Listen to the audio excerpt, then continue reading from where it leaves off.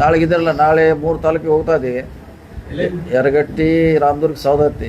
ಯಾಕಂದ್ರೆ ಇಫೆಕ್ಟೆಡ್ ಇರೋದು 3 ಮಾತ್ರ, ಅಲ್ಲಿಗೆ ಮಾತ್ರ ಹೋಗ್ತದೆ. ನಮ್ಮ ವರದಿ ಕೊಟ್ಟ ಮ್ಯಾಗೆ ಮುಂದೆ ಸರ್ಕಾರ ಅಲ್ಲಿಂದ ಕೇಂದ್ರಕ್ಕೆ ಹೋಗ್ಬೇಕು.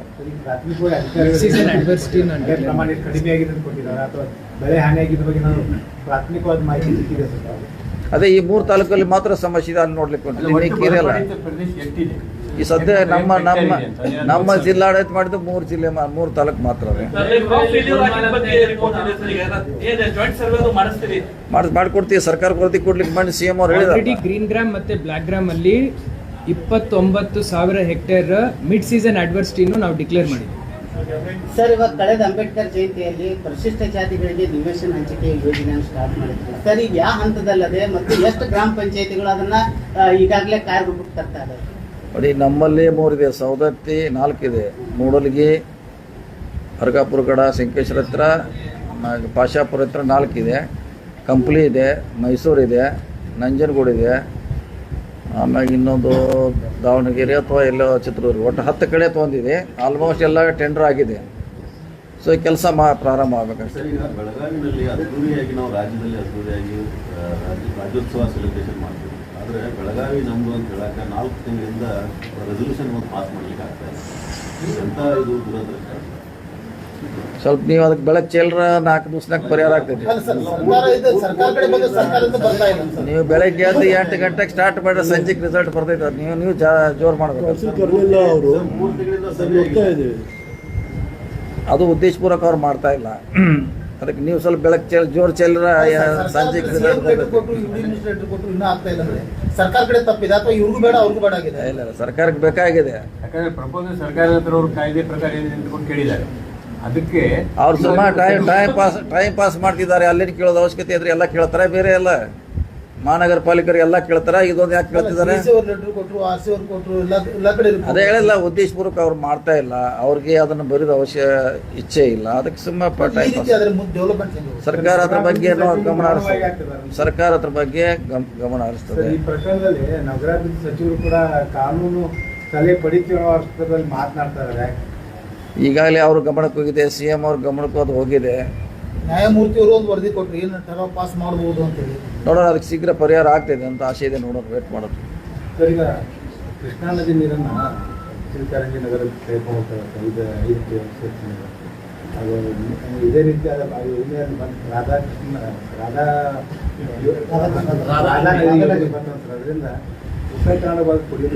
ಇಲ್ಲ ಏನು ಸಮಸ್ಯೆ ಆಗೋಲ್ಲ. 5 TMC ಎಷ್ಟಾಗೋದ್ರೆ ದಿವಸನ 10 TMC ಹೋಗ್ತೈತೆ ಡೈಲಿ. ಅದೇನಂತ ನೀರು ಇನ್ನೂ ಎಕ್ಸಸ್ ಇದೆ. ಅದು ಇದೇನ ಅಂಥದ್ದು 5 TMC ಹೋಗೋದ್ರಿಂದ ಅದೇನಂತ ನಮಗೇನ ಸಮಸ್ಯೆ ಆಗೋಲ್ಲ. ಇಲ್ಲ, ಅವರೆಲ್ಲ ಲಿಫ್ಟ್ ಮಾಡಿ ಬೇರೆ ಬೇರೆ ಕೆರೆ ತುಂಬಿಸೋಂಥ ಯೋಜನೆ, ಕುಡಿಯೋ ನೀರು ಅಂತ ಮಾಡ್ತಿದ್ದಾರೆ. ಆದರೂ ಕೂಡ 5 TMC ಹೋಗೋದ್ರಿಂದ ಏನಂತ ದೊಡ್ಡ ಸಮಸ್ಯೆ ಆಗೋಲ್ಲ. ಡೈಲಿನ 10 TMC ಬರ್ತದೆ ಡೈಲಿ. ಸೊ ಈಗ ನಮ್ಮ ಡ್ಯಾಮ್ 2 ತುಂಬಿದೆ, ನಾರಾಯಣಪುರ, ಆಲಮಟ್ಟಿ, ಪ್ಲಸ್ ಆ ಕಡೆ ಕರ್ನೂಲಕ್ಕೂ ಅಲ್ಲಿ ಎಂಥ ಡ್ಯಾಮ್ ಇದ್ರಲ್ಲ, ಅದು ಕರ್ನೂಲ್ನಾಗ ಡ್ಯಾಮ್ ಇದೆ ದೊಡ್ಡದು.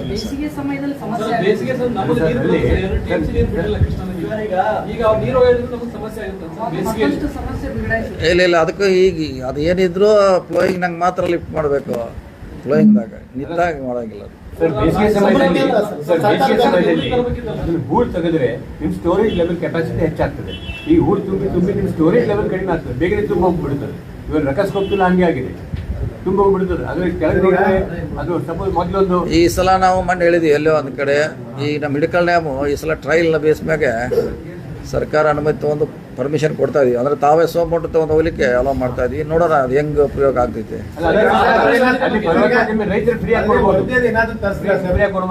ಫ್ರೀ ಆಗಿ ಕೊಡ್ತೀವಿ ಅವ್ರಿಗೆ. ಅಲ್ಲಿ ರಸ್ತೆ ಗಿಸ್ತಿ ಹೋಗ್ಲಿಕ್ಕೆ ರಸ್ತೆಯನ್ನು ಮಾಡಿ ಕೊಡ್ತೀವಿ. ಟ್ರ್ಯಾಕ್ಟರ್ನಾಗ ಬಂದ್ರೆ ಬಹುಶಃ ಅದನ್ನ ಪ್ರಯೋಗ ಮಾಡ್ತಾ ಇದೀವಿ.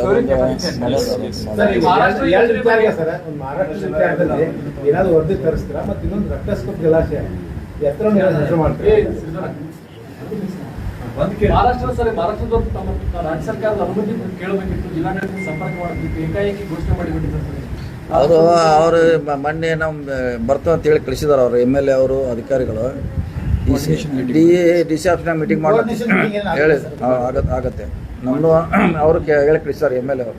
ಅದು ಪರ್ಯಾಯವಾಗಿ ರಾಜ್ಯ ಸರ್ಕಾರ ಬೇರೆ ನೀರು ಕೇಳುವಂಥದ್ದು ಅಥವಾ ನೋಡೋಣ ಅದು ಅಲ್ಲ ಅವ್ರು ಏನು ಮಾಡಿದಾರೆ ಪ್ಲ್ಯಾನ್ ಬಂದು ನೋಡೋಣ ಫಸ್ಟ್ ನೋಡಿದ ಮ್ಯಾಗ ನಾವು ಹೇಳ್ತೀವಿ ಇನ್ನೂ ಗೊತ್ತಿಲ್ಲ ಅವ್ರು ಇದಕ್ಕೆ ಏನು ಸರಿ 5-6 ವರ್ಷದ ಹಿಂದೆ ಶುಗರ್ ಫ್ಯಾಕ್ಟ್ರಿಗಳು 100ರಿಂದ 120 ದಿನ ನಿಂತಿದ್ದು ಈಗ 80ರಿಂದ 90 ದಿನಕ್ಕೆ ಇರೋದು. ಇದು ಫ್ಯಾಕ್ಟ್ರಿ ಹೆಚ್ಚಾಗಿರೋದ್ರಿಂದ ಮತ್ತು ಎಕ್ಸ್ಪಾನ್ಷನ್ ಆಗಿರೋದ್ರಿಂದ ಈ ಥರ ಆಗಿದೆ. ಇನ್ನು ಮತ್ತೆ ಪ್ರಪೋಸಲ್ 11-13 ಫ್ಯಾಕ್ಟ್ರಿ ಇದೆ ಸರ್. ಈಗ ಇದು ಒಳ್ಳೆ ಬೆಳವಣಿಗೆ ಅಲ್ಲ ಅಂತ ತಜ್ಞರು ಹೇಳ್ತಾ ಇದ್ದಾರೆ. ನೀವು ಆಲ್ರೆಡಿ ನಾವು ಅದು 25 ಕಿಲೋಮೀಟ್ರ್ ಮಾಡಬೇಕಿತ್ತು. ಈಗ ನಾವು ಸುಮಾರು 3 ವರ್ಷದಿಂದ ಹೇಳಿದ್ದೀನಿ ಅದು ಕ್ಯಾಬಿನೆಟ್ಗೆ ಬರಬೇಕು. 25 ಈಗ 15 ಇದೆ ಡಿಸ್ಟೆನ್ಸ್ ಅದು 25 ಮಾಡಬೇಕಂತ ನಮ್ದು ಇದೆ ಸರ್ಕಾರಕ್ಕೆ ಹೇಳಿದ್ವಿ. ಬಹುಶಃ ಶಾರ್ಟ್ಲಿ ಮಾಡ್ತಿರೋದು ಅಲ್ಲ, ಈಗ 25 ಕಿಲೋಮೀಟರ್ ಒಂದು ಫ್ಯಾಕ್ಟ್ರಿ. ಡಿಸ್ಟೆನ್ಸ್ ಈಗ 15 ಇದೆಲ್ಲ ರೇಡಿಯಸ್ ಅದು 25 ಮಾಡ್ತಾ ಇದ್ದೀವಿ. ವ್ಯಾಪ್ತಿ ಫಿಕ್ಸ್ ಮಾಡ್ತಾರೆ ಸರ್ ಇದು. ವ್ಯಾಪ್ತಿ ಇದೆ ಈಗ 15 ಕಿಲೋಮೀಟ್ರಿಗೆ ಒಂದು ಶುಗರ್ ಫ್ಯಾಕ್ಟ್ರಿ ಡಿಸ್ಟೆನ್ಸ್ ಇರಬೇಕಂತ ಕಾಯ್ತಿದೆ. ಕಬ್ಬು ಅದನ್ನು ವ್ಯಾಪ್ತಿನೂ ಅದಕ್ಕೆ ಕಬ್ಬಿಂದ ರಿಸ್ಟ್ರಿಕ್ಷನ್ ಇಲ್ಲ ಅದು ಯಾರು ಬೇಕಾದ್ರೂ ಎಲ್ಲಿ ಬೇಕಾದ್ರೂ ಹೋಗ್ಬೋದು. ಸರ್ ಇದು 1.5 ತಿಂಗಳಲ್ಲಿ ಕ್ರಷಿಂಗ್ ಸೀಸನ್ ಸ್ಟಾರ್ಟ್ ಆಗುತ್ತೆ.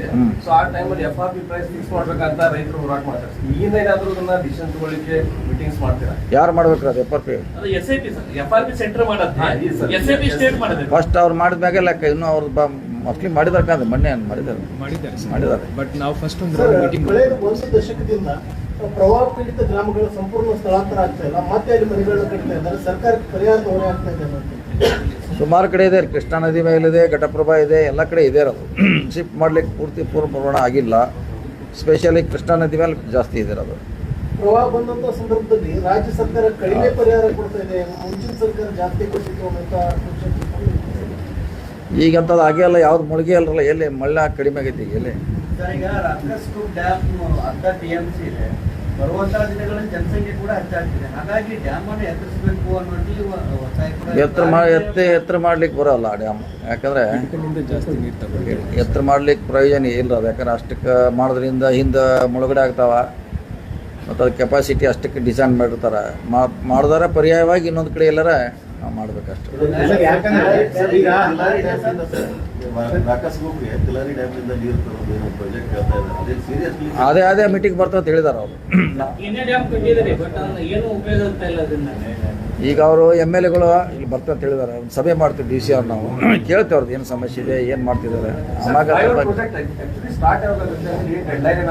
ನವಂಬರ್ದಿಂದ ಸ್ಟಾರ್ಟ್ ಮಾಡ್ತೀವಿ.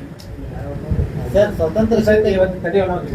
ಅವ್ರೇನು ಮುಂಚಿತವಾಗಿ ಏನಾದ್ರು ಸ್ಥಳಾಂತರ ಮಾಡೋದು ಯಾರಿಗೆ ಸ್ಥಳಾಂತರ ಮಾಡೋದು ಅದ್ರಾಗ ಏನಂತದ್ದು ಏನಿಲ್ಲ. ಅದು ಇದ್ರ ಮ್ಯಾಗ ಮಾಡ್ತೀವಿ. ಸ್ಥಳಾಂತರ ಮಾಡೋದಿಲ್ಲ, ಭಾಳ ಮಿನಿಮಮ್ ಇದ್ರೂ ಇರ್ಬೋದು, ಕಡಿಮೆ ಇದೆ ಅದು ಸರ್.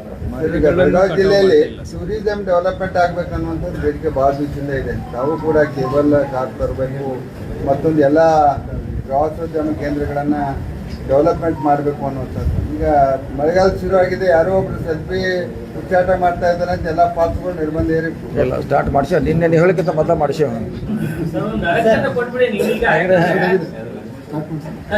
ಅಲ್ಲ, ನಾವು ನೀವು ಹೋಗಿ ಮಾಡ್ಲಿಕ್ಕೆ ಅವ್ರ ಪೆಂಡಿಂಗ್ ಕೂತ್ರು ನಾವು ಅಂದ್ರೆ ನಮ್ಗೆ ಬರೋದು ಲೇಟ್ ಆಯ್ತು, ನೀವು ಮಾಡಂತ ಹೇಳಿದ್ದೀನಿ ಅವ್ರಿಗೆ. ಅಂದ್ರೆ ಪೊಲೀಸ್ನವರು ಒಂದೊಂದು ಸ್ಪಾಟ್ ಕಡೆ ಒಂದು 4-4 ಜನ ಪೊಲೀಸರು ನಿಲ್ಲಿಸಿ ಬಂದೋಬಸ್ತಿ ಮಾಡಿದ್ರೆ ಯಾರು ಹೋಗೋರು ಹೋಗ್ತಾರೆ, ಸೇಫ್ಟಿಯಾಗಿ ನೋಡ್ತಾರೆ. ಇಲ್ಲ ಅಂದ್ರೆ ಆಲ್ರೆಡಿ ಅಲೌ ಮಾಡಿದ್ದೀನಿ. ಸೇಫ್ಟಿ ಮೆಷರ್ಸ್ ಎಲ್ಲ ಮಾಡಿದ್ವಿ. ಬಹುಶಃ DC ಅವ್ರ ಮುಂದಿನ ಶನಿವಾರ ಎಲ್ಲ ಕರ್ಕೊಂಡು ಹೋಗಿ ತೋರಿಸೋದು ಅವ್ರು ಚೆಕ್ ಮಾಡ್ತಾರೆ. ಮುಂದಿನ ಶನಿವಾರ ಮಿನಿಸ್ಟರ್ ಸಾಹೇಬ್ ಇನ್ವೈಟ್ ಮಾಡ್ತಾ ಇದ್ದಾರೆ. ಮುಂದಿನ ಶನಿವಾರ ಹೋಗೋಣ. ಅಲ್ಲ, ಅವಾಗ ಸ್ವಲ್ಪ ಮಳೆ ಬಗ್ಗದು ಬಿಡ್ತದೆ.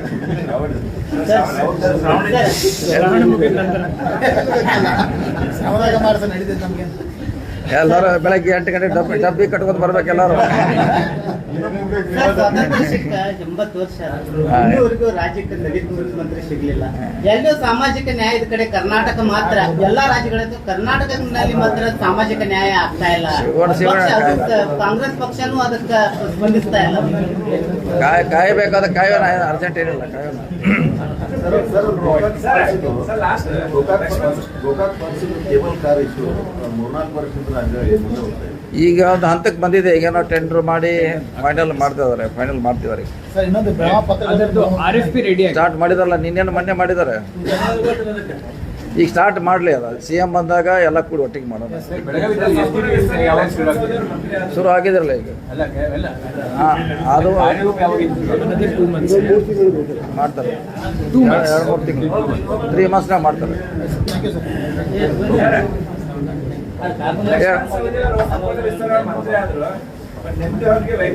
ಡಿಫರೆನ್ಸಸ್ ಇದಾವೆ ರಾಜಕೀಯವಾಗಿ. ಎಲ್ಲ ಮಂತ್ರಿ ಎಲ್ಲ ಶಾಸಕರಿಗೆ ಡಿಫರೆನ್ಸ್ ಇದ್ದೇ ಇರ್ತೈತಿ. ಎಲ್ಲರಿಗೂ ಅಂತ ಯಾರ್ಯಾರು ಹೊಂದಂಗಿಲ್ಲ.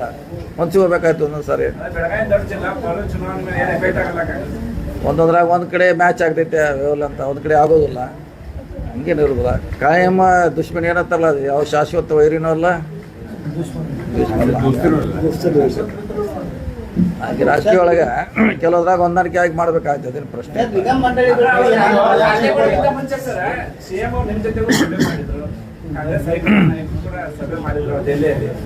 ಅಲ್ಲಿ ಹೊಂದಾಣಿಕೆ ಮಾಡ್ಕೊಂಡು ಹೋಗ್ತಾರೆ. ಅದು ಒಂದೇ ಪಾರ್ಟ್ ಆಗಿದ್ದೇನೆ ಏನೋ ಜಗಳ ಮಾಡೋದಿತ್ತಲ್ರಿ, ಹೊಂದಾಣಿಕೆ ಅಂತ ಹೇಳ್ತಾರೆ. ಕೂಡಿ ಹೋಗ್ರೆ ಪಕ್ಷ ಮತ್ತೆ ಅದಕ್ಕೆ ಅಂತ ಹೇಳ್ತಾರೆ.